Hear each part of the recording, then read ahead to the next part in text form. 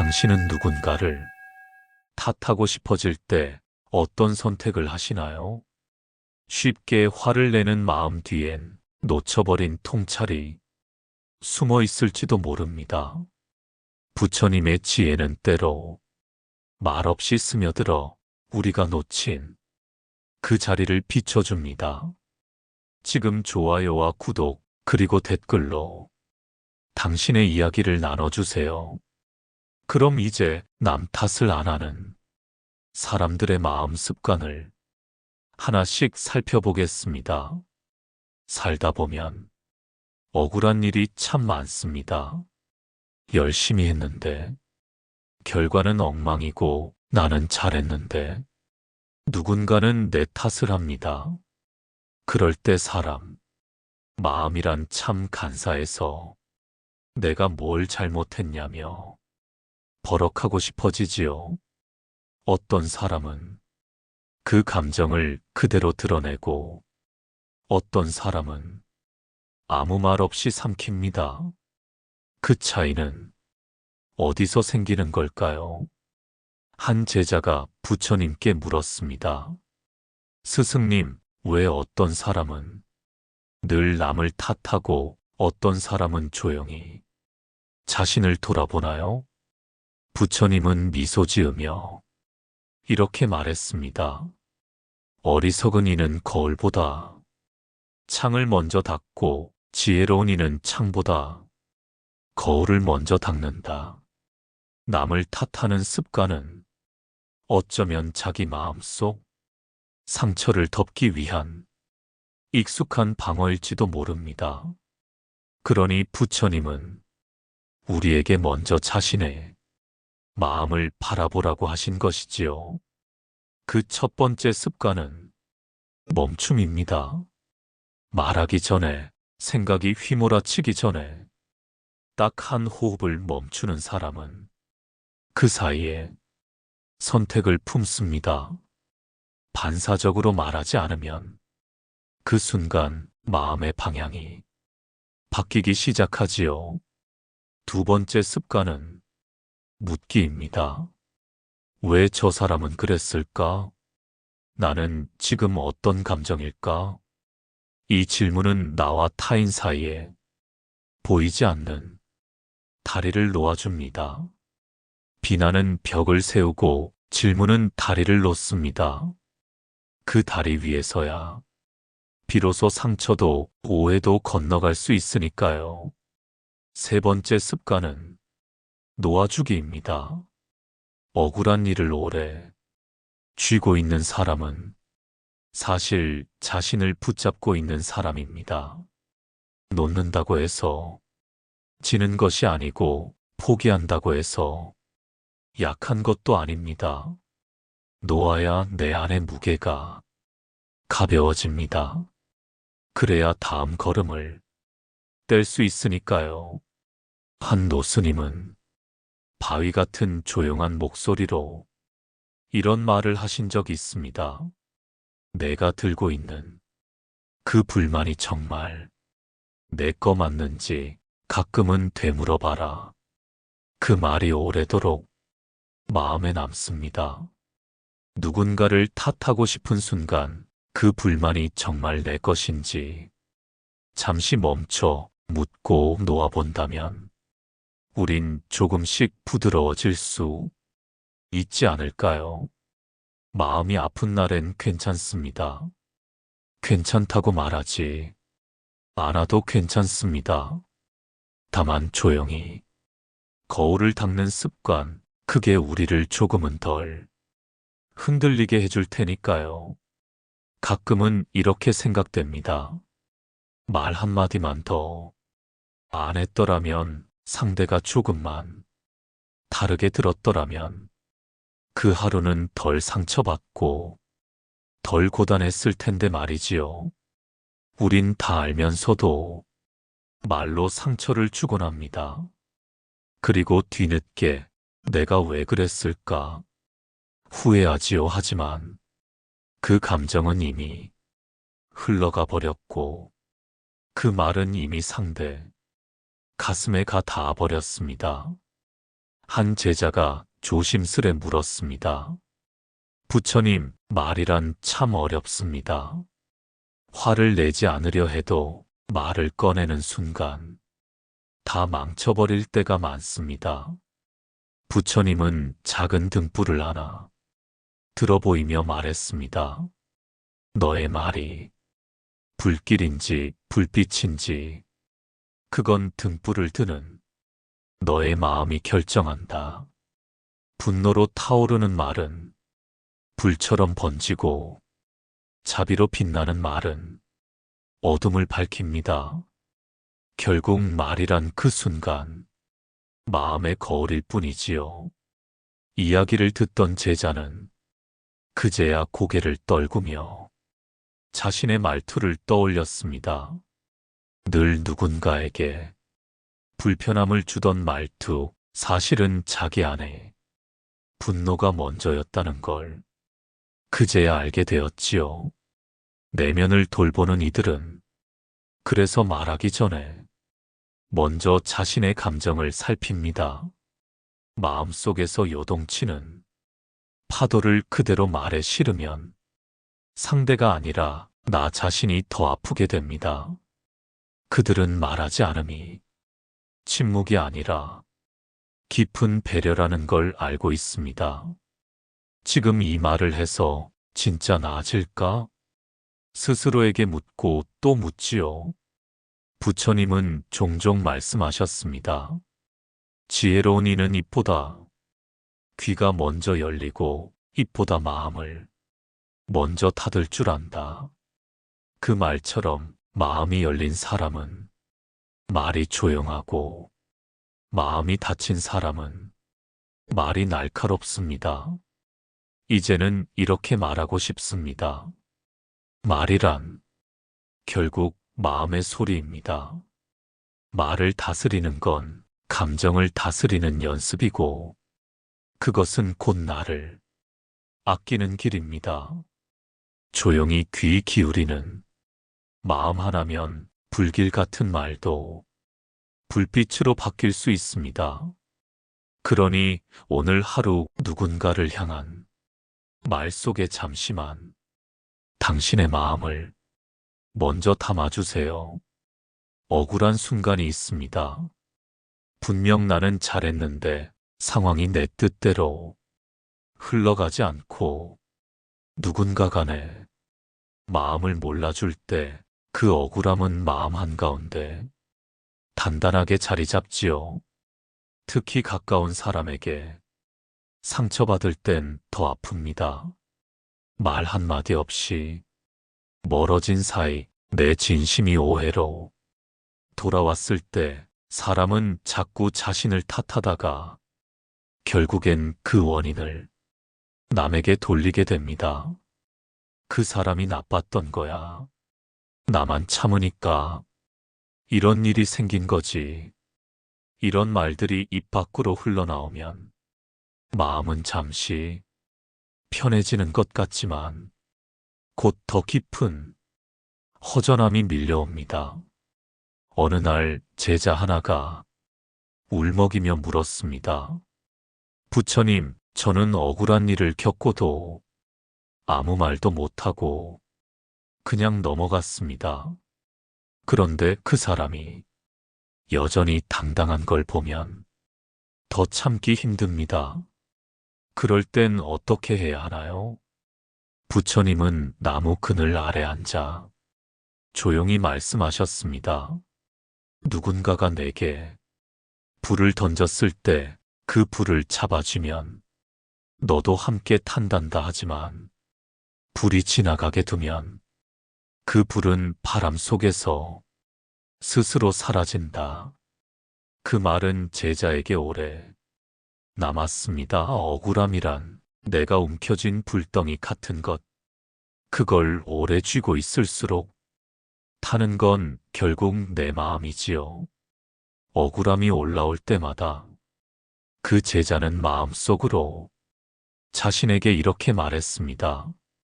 나는 지금 이 불을 잡고 있구나. 그럼 언제 내려놓을까? 그 연습을 하다 보면 어느 순간 억울함이 마음을 삼키기 전에 잠시 멈추고 바라보게 됩니다. 내가 지금 느끼는 이 감정이 사실은 내 자존감을 지키기 위한 반응이란 걸 천천히 알아차릴 수 있게 되지요. 부처님은 늘 우리에게 감정을 억누르라고 하지 않으셨습니다. 대신 그 감정을 어떻게 바라보느냐를 가르치셨습니다. 불길을 끄려면 더 큰 불을 내선 안 된다. 그 가르침처럼 억울함 위에 분노를 더하면 마음은 타버리고 맙니다. 그래서 부처님의 길은 늘 관찰에서 시작됩니다. 내가 지금 무엇을 느끼는지, 그 감정이 어디서 비롯되었는지 가만히 들여다보는 것. 그렇게 억울함을 바라보는 이들은 결국 그 감정에서 조금씩 자유로워집니다. 누군가에게 말하지 않아도 마음속에서 이미 풀려나 있는 거지요. 당신도 혹시 지금 억울한 마음이 있다면 그 감정을 부정하지 말고 그저 조용히 들여다보세요. 불길은 잡을수록 커지고 바라볼수록 사그라집니다. 오늘 하루 그 불을 내려놓는 연습 함께 해보면 좋겠습니다. 누군가는 늘 말합니다. 내 인생이 이 모양인 건 부모님 탓이야. 운이 없었어. 나만 안 풀리는 거야. 내 주변엔 왜 이런 사람들만 있을까? 그 말들을 듣고 있으면 처음엔 고개가 끄덕여지다가도 어느 순간 마음이 점점 무거워집니다. 왜일까요? 분명 이해는 되는데 들으면 들을수록 희망이 사라지는 말이기 때문입니다. 남을 탓하면 마음은 잠시 가벼워지지만 인생은 조금도 달라지지 않습니다. 오히려 그 마음 안에 갇히게 되지요. 한 젊은 제자가 부처님께 말했습니다. 스승님, 저는 지금의 상황이 너무 억울하고 모든 게 주변 사람들 때문이라고 느낍니다. 그래서 아무것도 하기 싫습니다. 부처님은 조용히 땅바닥에 선을 그으며 이렇게 말씀하셨습니다. 너의 마음이 남을 향할 때마다 삶의 방향은 너에게서 멀어지는 법이다. 그 말이 전부였습니다. 하지만 제자는 깊은 울림을 느꼈습니다. 왜냐하면 그 말 안에 모든 책임을 되찾는 용기가 들어 있었기 때문입니다. 그날 이후 제자는 누군가를 원망하려는 마음이 들 때마다 먼저 자신의 감정을 살폈습니다. 지금 이 감정이 진짜 내 인생을 바꾸는데 도움이 될까? 그 질문 하나로 삶의 무게 중심이 조금씩 바뀌기 시작했습니다. 원망이 내려가고 나면 비로소 현실이 보입니다. 남 탓을 멈추면 마음에 조용한 책임감이 피어납니다. 그 책임감은 무거운 짐이 아니라 내 삶을 다시 손에 쥐는 일이지요. 부처님은 자주 연못에 떠 있는 나뭇잎을 보며 말씀하셨습니다. 바람이 세상을 흔들어도 자기 뿌리를 아는 나무는 쓰러지지 않는다. 남 탓을 멈추는 건 세상이 다 제멋대로일지라도 내 마음만은 중심을 잡겠다는 뜻입니다. 그렇게 사는 사람은 외롭고 힘든 순간에도 조용히 자기 자리를 지켜냅니다. 누구나 넘어질 수 있습니다. 하지만 남 탓을 시작하는 순간 그 자리에 더 오래 머물게 됩니다. 당신은 지금 어디쯤에 서 있나요? 혹시 마음속 원망이 당신을 더 깊은 어둠에 머물게 하고 있다면 잠시 걸음을 멈추고 그 원망이 진짜 나를 위한 감정인지 조용히 물어보세요. 그 순간부터 당신 삶은 조금씩 다른 방향으로 움직이기 시작할 겁니다. 말을 꺼냈는데 돌아오는 건 무관심이고 조심스레 털어놓았는데 아무렇지도 않다는 반응이면 마음은 서서히 문을 닫습니다. 나는 왜 이렇게 외롭지? 다들 자기 말만 하지 정작 내 마음은 아무도 안 궁금한가 봐. 그런 생각이 쌓이면 사람은 조금씩 무너져 내리기 시작하지요. 한 제자가 쓸쓸한 눈빛으로 말했습니다. 부처님, 저는 자꾸 마음을 감추게 됩니다. 이야기해도 소용없다는 걸 자주 느껴서요. 부처님은 빙그레 웃으며 작은 연못을 가리켰습니다. 너는 이 연못이 누가 보든 말든 스스로를 맑게 하는 이유를 아느냐? 제자는 고개를 저었습니다. 그저 거기 있으니까 그런 것 아닐까요? 부처님은 고개를 끄덕이며 말했습니다. 그래, 그저 거기 있으니까 맑아지는 것이다. 마음도 마찬가지란다. 이해받지 못하는 고통은 사실 마음이 가장 목말라 하는 순간입니다. 그럴수록 사람은 누군가에게 자신을 설명하고 싶어지고 때로는 억지로라도 인정받고 싶어집니다. 하지만 부처님은 그 갈증을 채우는 방향이 밖이 아니라 아니어야 한다고 가르치셨습니다. 이해를 기대하기보다 먼저 자신을 안아주는 일. 그게 진짜 자비의 시작입니다. 남이 몰라줘서 서러운 것이 아니라 내가 내 마음을 자꾸 외면하기 때문에 그 서러움이 자라고 있었던 건지도 모릅니다. 한 스님이 이런 말을 했습니다. 아무도 내 편이 아닐 때 너만이라도 내 편이 되어야지. 그 말이 가슴에 오래 남습니다.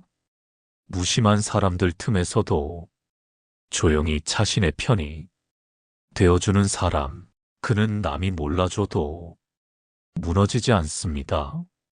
마음을 숨기지 않아도 되고 굳이 꺼내지 않아도 되는 날이 있습니다. 그저 마음 안의 연못처럼 조용히 맑아지기만 해도 괜찮습니다. 남에게 보이기 위한 위로가 아니라 내가 나를 이해하는 것, 그것이 외로움에서 벗어나는 가장 단단한 길입니다. 오늘 당신도 조용히 자신의 편이 되어 주기를 바랍니다. 말하지 않아도 괜찮습니다. 다만 그 마음을 스스로 외면하지 않기만을 살다 보면 이유 없이 비난받는 날이 있습니다. 의도한 게 아닌데 오해를 사고 말 한마디가 왜곡되어 돌아오고 침묵조차도 잘못으로 읽히는 순간들이 있지요. 그럴 땐 억울함보다 더 먼저 찾아오는 것이 나를 변명하고 싶은 마음입니다. 그게 아니에요. 내 뜻은 그런 게 아니었어요. 자꾸만 말하고 싶어지지요. 하지만 이상하게도 그럴수록 더 오해가 깊어지는 순간이 있습니다. 설명할수록 내 진심은 멀어지고 침묵할수록 마음속 상처는 깊어집니다. 한 제자가 부처님께 말했습니다. 스승님, 저는 누군가의 말에 자꾸 휘둘리는 제 자신이 괴롭습니다. 조금만 비난을 받아도 마음이 흔들려 잠도 못 자고 계속 생각이 맴돕니다. 부처님은 작게 웃으며 손에 들고 있던 나뭇잎을 내려놓았습니다. 그리고 이렇게 말했지요. 남이 던진 말이 내 마음에 꽂히는 건 그 말이 아니라 내 마음이 그 자리에 있었기 때문이다. 말은 새처럼 날아옵니다. 그리고 그 새가 마음에 앉을지는 내가 선택할 수 있습니다. 누군가의 비난이 날아올 때 그 말에 머무르기보다 그 말이 스쳐 지나가도록 두는 사람, 그 사람은 결국 자신의 평온을 지켜낼 수 있습니다. 부처님은 받지 않으면 그 말은 머물 곳이 없다고 하셨습니다. 그래서 조용히 바라보는 연습이 필요합니다. 그 말이 왜 나에게 흔들림을 주었는지, 그 안에 내 자존감이 걸려 있었는지, 혹은 내가 미처 인정하지 못한 마음이 있었는지, 그렇게 자신을 비춰보면 상대의 말보다 내 마음 안의 상처가 더 또렷하게 보이기 시작하지요. 비난을 되갚지 않는 사람은 약한 게 아닙니다. 오히려 그 마음을 받아들이지 않겠다는 단단한 결심에서 비롯된 것입니다. 조용한 사람의 중심에는 넘어가지 않는 마음이 있습니다. 누가 흔든다고 해서 쉽게 요동치지 않는 그 마음. 당신도 지금 누군가의 말에 마음이 흔들리고 있다면 잠시 눈을 감고 그 말이 당신 마음에 걸맞은 것인지 그저 물어보세요. 그 질문 하나만으로도 당신 마음은 훨씬 가벼워질 수 있습니다. 어떤 사람은 한마디에도 금세 마음을 닫고, 어떤 사람은 같은 말을 듣고도 아무렇지 않은 듯 지나갑니다. 같은 상황인데도 사람마다 상처의 깊이가 다른 이유는 사실 그 말 때문이 아니라 그 사람이 이미 품고 있던 감정 때문입니다.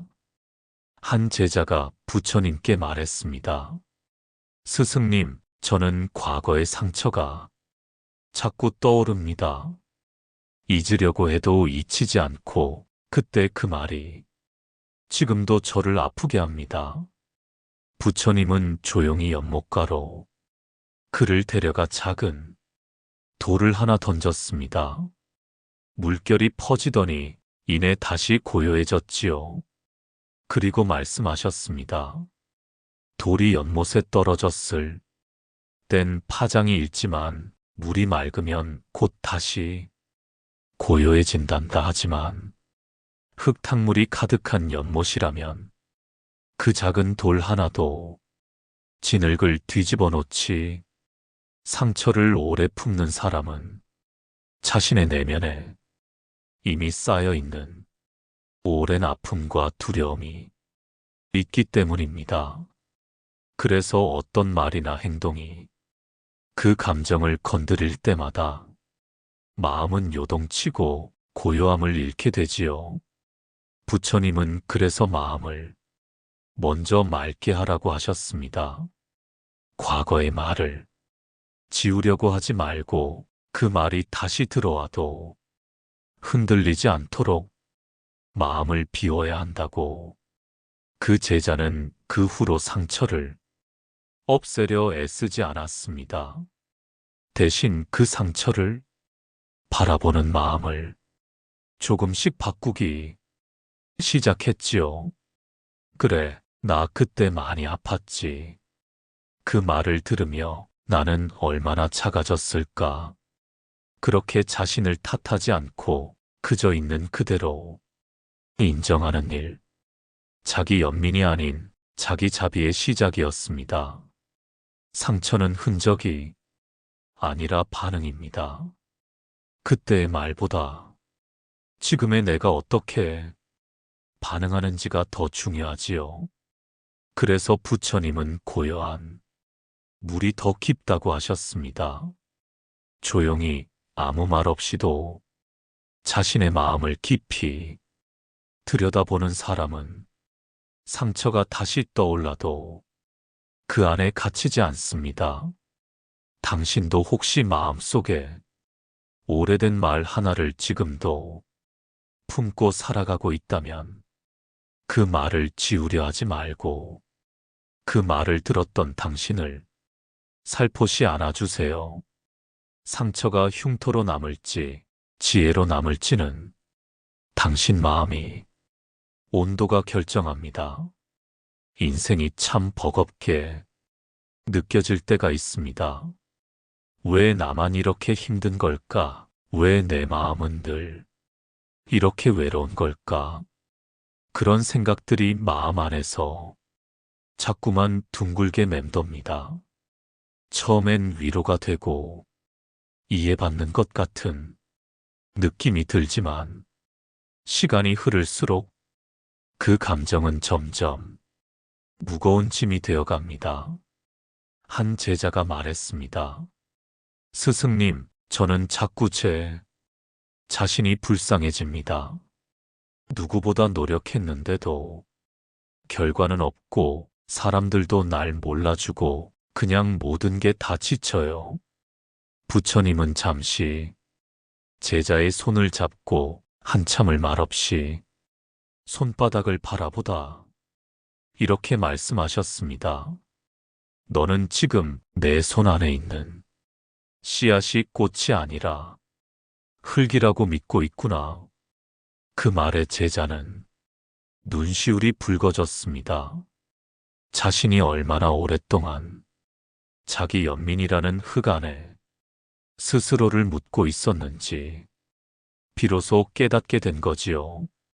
자기 연민은 처음엔 마음을 보호하는 감정입니다. 하지만 오래 머물면 세상을 향한 창문이 닫혀버립니다. 내가 얼마나 외로운지를 사람들에게 증명하려는 마음은 결국 나를 더 고립시키고 맙니다. 부처님은 말없이 걷는 걸 좋아하셨습니다. 말을 하지 않아도 그저 걸음 하나하나에 자신의 마음을 실었지요. 그 걸음은 늘 자신을 향한 길이었습니다. 남이 알아주지 않아도 결과가 보이지 않아도 스스로를 타독이며 걷는 그 길, 자기 연민에서 벗어난다는 건 더 이상 나를 불쌍히 여기지 않는 것이 아니라 나를 믿어주는 일입니다. 그래, 너는 여전히 걸을 수 있어. 비록 지금은 보이지 않아도 그 길 끝에 반드시 햇살은 있으니까 그렇게 마음을 다시 일으키는 것, 그게 연민을 자비로 바꾸는 힘입니다. 당신도 지금 지쳐 있다면 자기 연민 속에 너무 오래 머물지 마세요. 그 마음을 탓하지도 말고 그저 거기까지 함께 온 당신을 살며시 안아주세요. 그리고 조용히 이렇게 말해보세요. 나는 지금도 충분히 잘하고 있어. 비록 남이 몰라줘도 나는 알고 있으니까. 그 말 하나면 오늘 하루의 마음은 조금은 덜 흔들릴 수 있습니다. 어떤 사람은 늘 양보합니다. 누군가가 먼저 목소리를 높이면, 조용히 물러서고 갈등이 생길 것 같으면 먼저 손해를 감수하지요. 사람들은 그런 이에게 넌 참 착하다 말합니다. 하지만 정작 그 착한 사람의 마음은 조용히 아파지고 있습니다. 한 제자가 조용히 고개를 숙이며 말했습니다. 스승님, 저는 사람들과 잘 지내고 싶은데 왜 항상 제가 손해 보는 느낌일까요?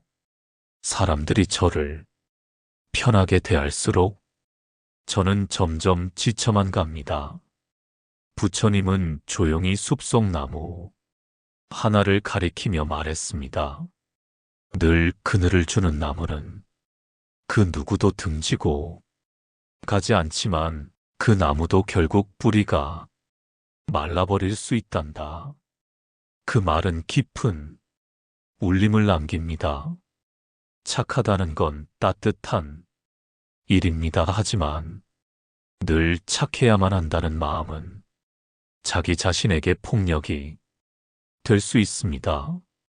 부처님은 진짜 자비란 나를 포함한 모두를 위한 것이라 하셨습니다. 자기 자신을 돌보지 않은 자비는 결국 오래가지 못합니다. 제자는 그제야 알게 되었습니다. 자신이 상처받았던 이유는 사람들이 너무했기 때문만이 아니라 자신이 스스로를 너무 덜 돌봤기 때문이라는 것을. 그 후 그는 작은 연습을 시작했습니다. 싫은 말을 삼키기 전에 자신의 마음에 먼저 물어보는 것. 무리한 부탁을 받았을 때 생각해 볼게요라고 말할 수 있는 용기. 그리고 가장 중요한 건 스스로를 위한 시간도 누구보다 소중히 여기는 마음이었지요. 부처님은 이렇게 말씀하셨습니다. 자기를 사랑할 줄 아는 이는 타인에게도 진정한 사랑을 줄 수 있다. 착한 사람은 세상의 따뜻함을 퍼뜨릴 수 있는 사람입니다. 하지만 그 따뜻함을 자신에게도 나눠야 합니다.